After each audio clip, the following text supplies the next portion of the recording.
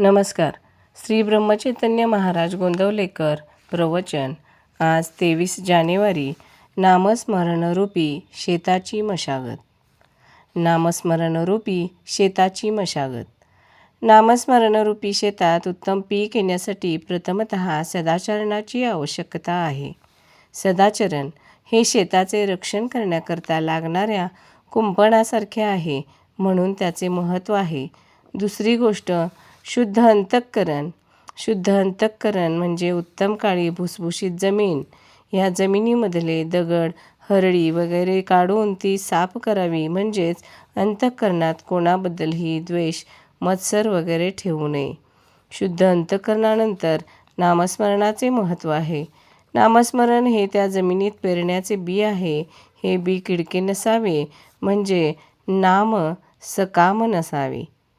उत्तम बी म्हणजे नामाकरिताच नाम हे आहे.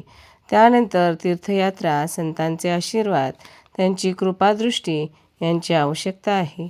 या सर्व गोष्टी पाटाच्या पाण्यासारख्या आहेत.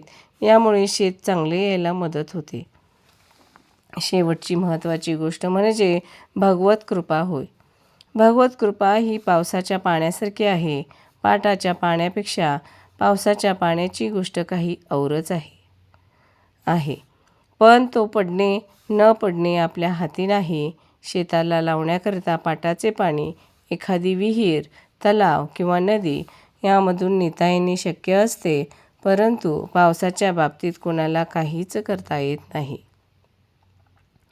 त्यामुळे एखाद्याने शेताची उत्तम निगा राखली, उत्तम बी पेरले, तरी पावसाच्या अभावी पीक न येण्याचा संभव असतो. नामस्मरणरूपी शेताचे एक वैशिष्ट्य आहे, ते हे की त्याच्या अंगी लोहचुंबकासारखी आकर्षक शक्ती आहे. म्हणून हे शेत भगवत कृपारूपी पाऊस खेचून घेऊन स्वतःवर पाडते. त्यामुळे पावसाच्या अभावी शेत वाया गेले असे कधीच होत नाही. आपण असे पाहू की 2 शेतकरी आहेत.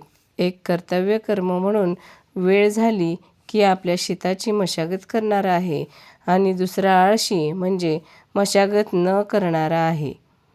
आता जेव्हा पाऊस पडेल तेव्हा ज्याने मशागत केली त्याचे शेत उत्तम वाढेल, पण दुसऱ्याचे वाढणार नाही. भगवंताच्या कृपेने जो पाऊस पडणार त्याचा एकाला फायदा मिळेल, तो दुसऱ्याला मिळणार नाही. म्हणजे जो नियम प्रपंचात लागू तोच नियम परमार्थात लागू. भगवंताची कृपा सर्वांवर सारखाच वर्षाव करीत असते. ज्याने ज्या प्रमाणात चित्तशुद्धी केली असेल त्या प्रमाणात त्याला फायदा होईल, दुसऱ्याला नाही होणार. भगवंत किंवा संत समदृष्टी असतात ते असे. भगवंत निपक्षपाती आहेत. त्यांच्यापाशी कोणताही भेद नाही. आपण तयार झालो की त्याची कृपा आपोआप होते. कृपेला योग्य अशी भावना तयार करणे आपले काम आहे. संतांनी नुसते आपल्याला सांगून भागत नाही. आपण काय करायला पाहिजे हे कळून आपण ते स्वतः करायला पाहिजे. त्याच्या ठिकाणी जर विषमता दिसली तर तिचा उगम किंवा कारण आपल्यातच आहे हेच यावरून दिसते. शुद्ध अंतःकरण ठेवून नाम घेतले तर भगवंताच्या कृपेचा अनुभव नक्कीच येईल. धन्यवाद.